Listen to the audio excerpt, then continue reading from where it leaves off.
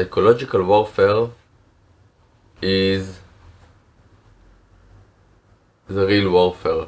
In psychological warfare, we target psychological elements of the psychic, emotions, state of mind, reaction of the masses, morals. So psychological warfare is a real warfare. Any kind of physical combat, physical warfare is just a way to bring the opponent, the enemy usually, to his breaking point, psychological breaking point, where the will to fight, the fighting spirit is no more. Psychological effects are contagious. Fear is contagious. Panic is contagious. Hurting the fighting spirit is contagious. And you want it to spread like fire whenever you hit your enemy psychologically. This is what wins war. When the enemy realizes that he can't fight no more, that he doesn't want to fight no more.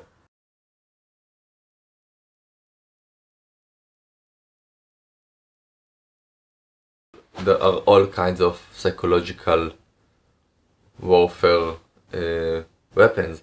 Media is number one psychological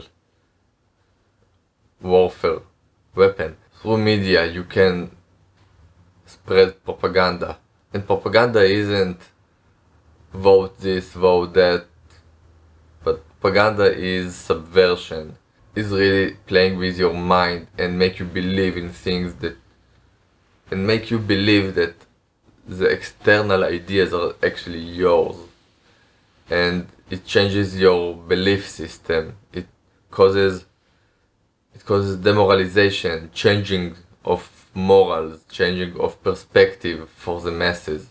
Second psychological warfare element, tool, is abrasion, attrition.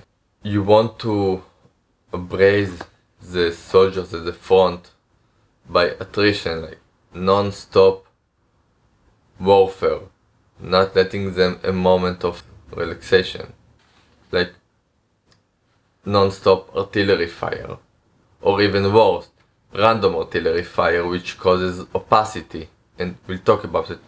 Sniper fire, cutting the supply chain, is also very important for psychological warfare. People who are hungry become less and less psychologically strong. Another psychological warfare element is weather.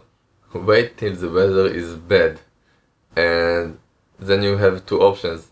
One is to strike, but remember, weather isn't bad only for the enemy, it's bad for both sides. Or just make them live through this weather and let the weather take its toll. And psychologically it's very hard, and of course physically, and like vice versa, psychologically makes it harder physically, and as hard as it gets physically, it gets more and more hard psychologically. The fourth way is making the enemy get into the state of complacence, where he's just, everything is okay, no worries, everything is piece of cake, like complacence, and then strike. At the peak of the complacence you strike, but then afterwards you have the highest alert. Then you just need to wait again till the enemy is under complacence again. And the fifth way is, of course, mass destruction weapons. Mass destruction weapons cause psychological demoralization, losing the fighting spirit, because, well, it's mass destruction weapons. Psychological warfare aims for changing the will to fight, and this is the real essence of war, preferably done by diplomacy, and what doesn't work by diplomacy works by violence.